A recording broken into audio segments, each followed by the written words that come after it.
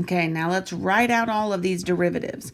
So let me squeeze it back in again. Here's the sign, right? We did the proof for sine just so that you have a basic idea. Whoops, it's way up there.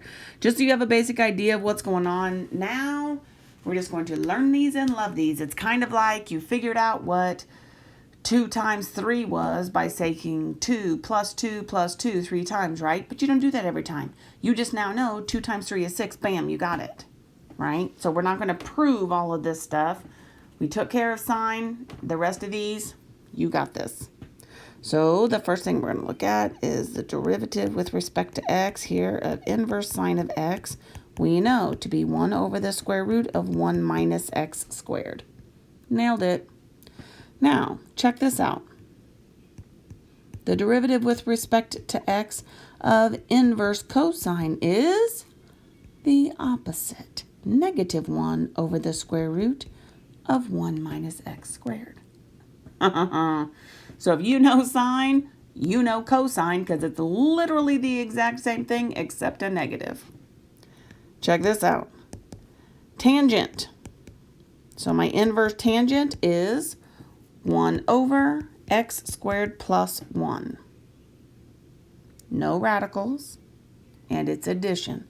You could also write this as 1 plus x squared or x squared plus 1. Because of the addition, we all know the commutative property. Changing that order. So the derivative of cotangent, inverse cotangent, what do you think is going to happen there? Yeah, it's the opposite. Oops, x squared plus 1. Let me keep it the same so it looks the same in here. X squared plus 1. The cos are just the negative of the main function deal. So if you know sine, tangent, and lo and behold, secant. So inverse secant is 1 over, and this has an absolute value of x in front and with a radical of x squared minus 1. Then the inverse derivative, the derivative of the inverse cosecant is just negative 1 over that. All right. So there are only 3. If you know these 3, you know them all. All of the cos are negative. Now let me point out a couple more things here. Sine is the number in front, the square in the back. Secant is the square is first, the number is in the back, and it also has this extra x out front. All right? Patterns, patterns, patterns. Inverse trig is all about the patterns. All right? It's all about the pattern, about that pattern. Oh, you guys are so welcome. If you're looking at this pattern, you've got sine is 1 minus that x squared. X squared's in the back. Secant, x squared's up front. Tangent is plus, no radicals. All right. Something else. Okay, let's do some examples. I think I'm out of room on this page. Yes, we are.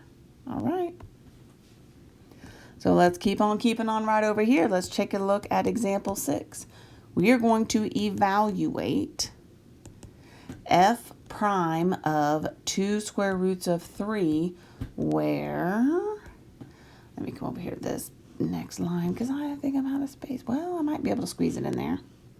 Where f of x is equal to, no, I'm not. Why'd I even try? That's crazy talk.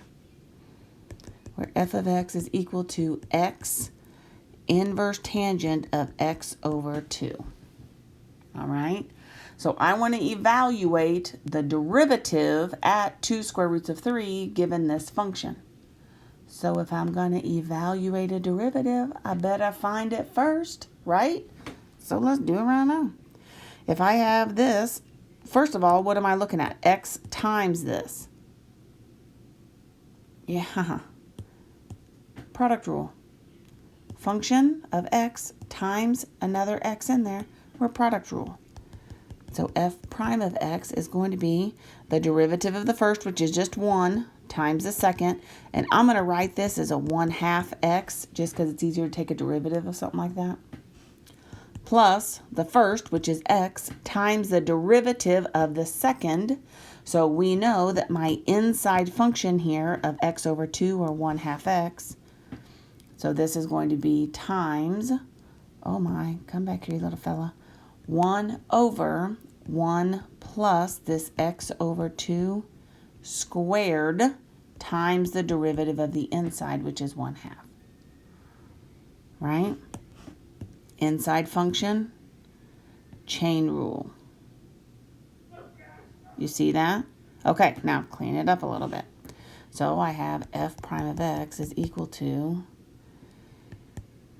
inverse tangent. I'm just going to write this as x over 2 plus x over 2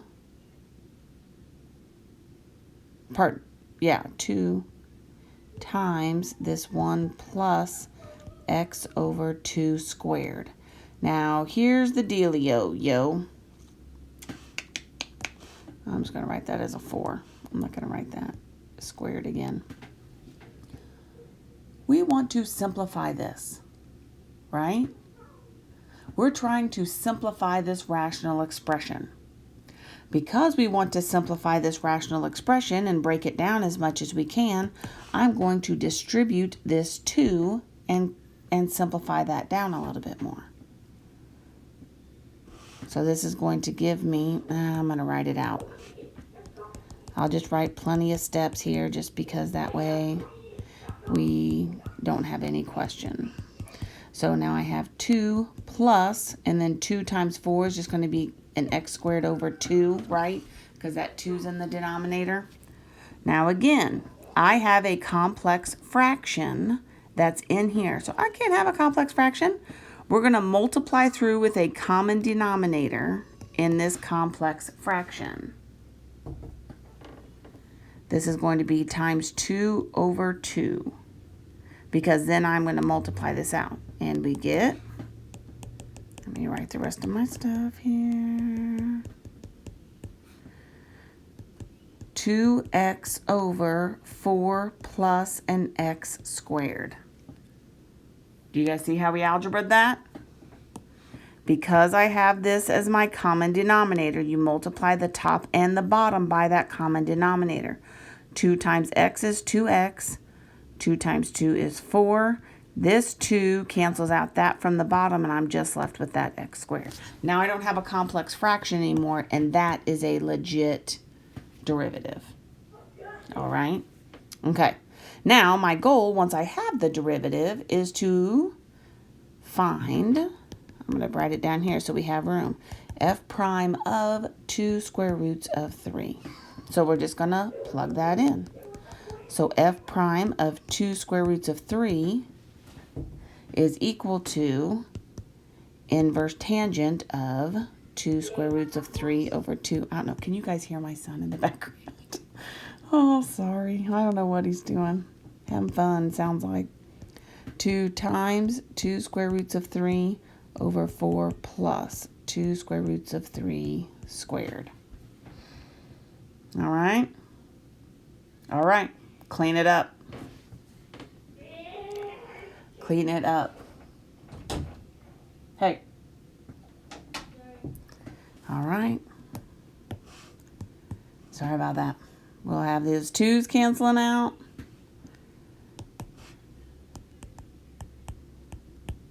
Is equal to the inverse tangent of the square root of 3 plus 4 square roots of 3 over 4 plus 4 times 3, right? Which is just 12 there. So 16 on the bottom. Let's see how we can simplify that little beauty out. So inverse tangent of the square root of 3. Look at your unit circle. Where am I going to get what angle? Remember, that's the question when you ask whenever you have that inverse tangent. What angle measurement? Let me come over here to the side and make our little unit circle. What angle measurement for inverse tangent, which is on this side, is going to give me the square root of 3. We basically have two choices. I know it's either going to be up here at pi over 3, which is going to give me this 1/2 square root of 3 over 2. So if I have the tangent of pi over 3, that is sine over cosine. So square root of 3 over 2 over 1/2. Those 2's cancel, and I just have that square root of 3, which is what I'm looking for. Do you see that? So that is pi over 3. So here is pi over 3 plus 4 square roots of 3 over 16, because 4 plus 12, right? And again, simplify this stuff. And I end up with pi over 3 plus the square root of 3 over 4. And that is our final answer. All right, so once you plug it in, you're really just doing some algebra and a little bit of trig in there. But that's the expectation, is you can take a derivative and then be able to find a value that's plugged in that goes with it. All right? Okay, one more example here. Let's do example 6b for us. So I'm going to find an equation of a tangent line to graph g of x is equal to inverse secant of 2x at the point 1 pi over 3. All right?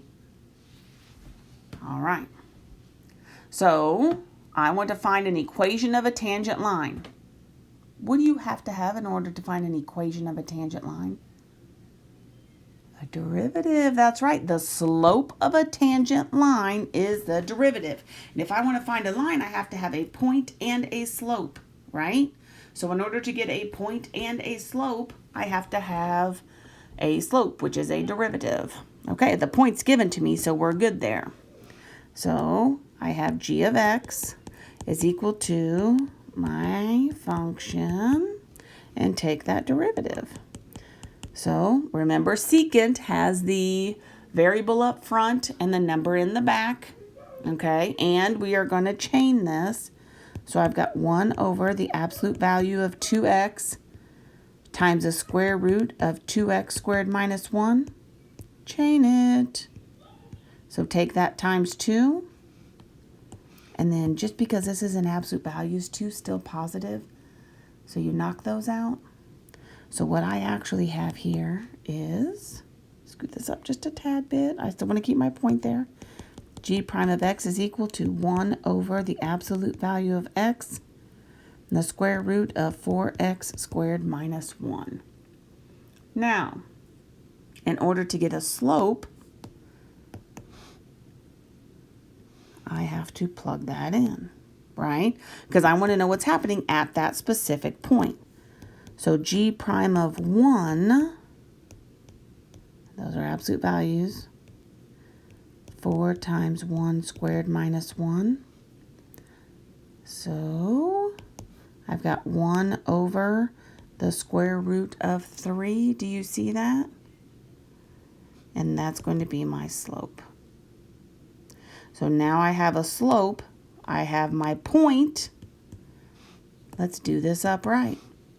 Y minus y1 is equal to m times x minus x1, right? So y minus pi over 3, because that's my y value. My slope is 1 over the square root of 3, and x minus 1. So I've got 1 over the square root of 3x minus 1 over the square root of 3 plus pi over 3, because I'm going to get that y by itself. And there's the equation of my line. All right, at that specific point, and it's okay to have something like this. There's nothing wrong with that. This is my y-intercept because it's the actual number. That is my slope. It's just not something that is conventional that we're going to put specifically on a grid. but it still can be graphed. All right.